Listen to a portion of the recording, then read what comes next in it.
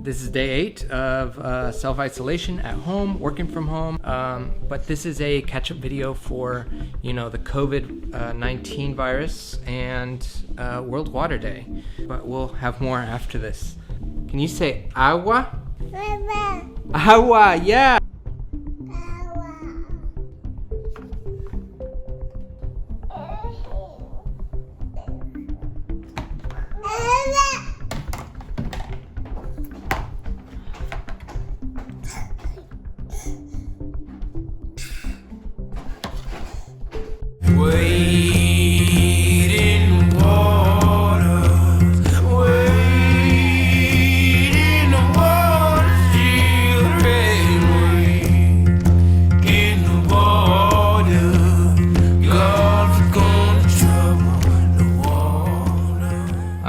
Try this again. So I've been doing a lot of working from home, practicing social distancing. So we're trying to move everything that we're doing more to a virtual setting. We're actually aiming to have a virtual workshop on YouTube Live so we can actually give something for students and educators to do while they're at home. It's gonna be sort of a live Q&A, a live walkthrough of the coagulator kit. We're gonna have a special guest, and if it works out, we're gonna try doing it maybe every week or every other week. There should be a link in the comment section. So that said, everything going on right now with COVID-19. So when it comes to local water and energy, luckily that's something that you should not be worried about. So don't worry about stockpiling bottled water.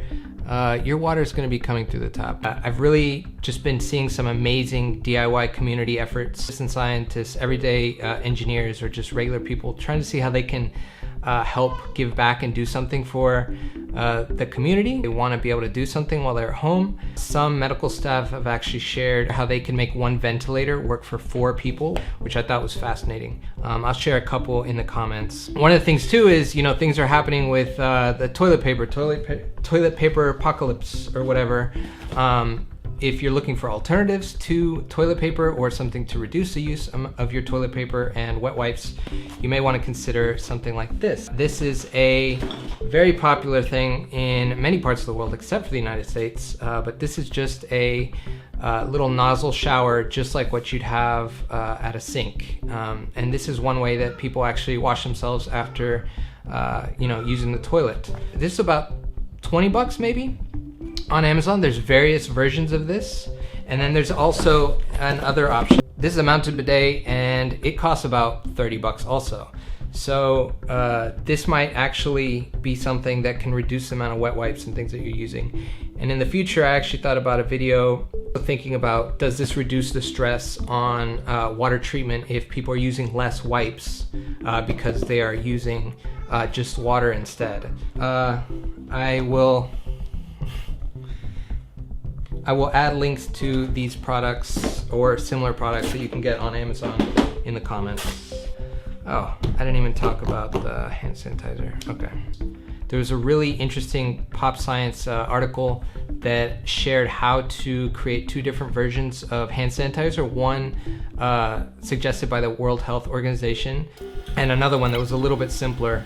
So I'm gonna show you real quick just how I put that together. So the ingredients we're gonna need are alcohol, 91%. We're only gonna need 1 cup of that.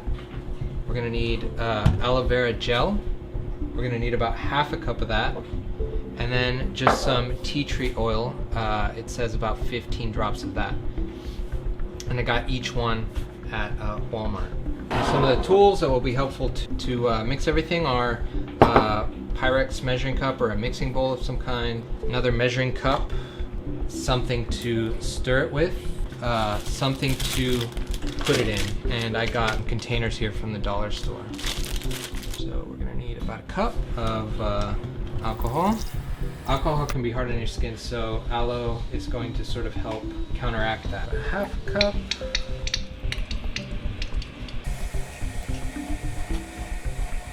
It says about 15 drops of tea tree oil.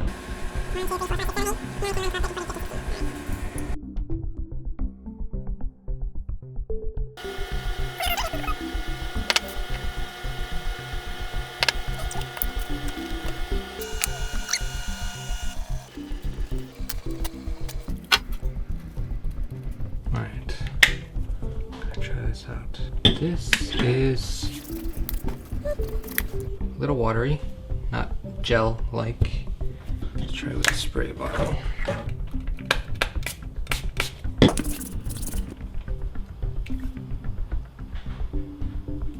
like this. I think the spray bottle is better. All right, and that's it. So that's another option if you can't find hand sanitizer. That's another thing that's really hard to come by. You can just DIY it. Sometimes you might have these household ingredients to be able to make it. So that's something else you can do at home as a little science project.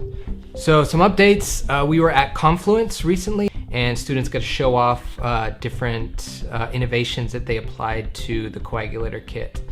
We were even on the news, which was kind of cool. 931, education through water innovation. Tell us about your project. Well, we're from the Harmony Science Academy Impact Team. What this is Alequa. It's a small initiative started by Ryan Beltran from MakeWater.org. And what it is a small, low-tech way to make water accessible to anyone. Another update is I'd really like to thank a company called WellTold, and they had this just really kind of clever way to package mason jars. And I asked, hey, is that something that you would like to share? And they actually did one better. They went ahead and actually sent us a couple of these. I've already tried using it with the kit. I flipped it inside out so it's blank. I like it because we can maybe even add some sensors that fit right on the outside as you run the kit. So I'm really excited about where that could lead. So thanks again to WellTold. So another thank you to San Antonio River Foundation. We were going to actually work with them at Confluence Park for World Water Day, and we're all working together looking at ways to take some of our programming virtual. So I think that about wraps it up for this short video, and I want everybody to just stay safe, wash your hands. You can really utilize this time for some really great projects. So yeah, so we'll see you Thursday, April 2nd. Please consider marking your calendars for that virtual meetup. So I look forward to doing that with you all. Stay safe out there, and we'll talk to you soon. I'm having stage fright anxiety. That would be helpful. I will give you my headphones.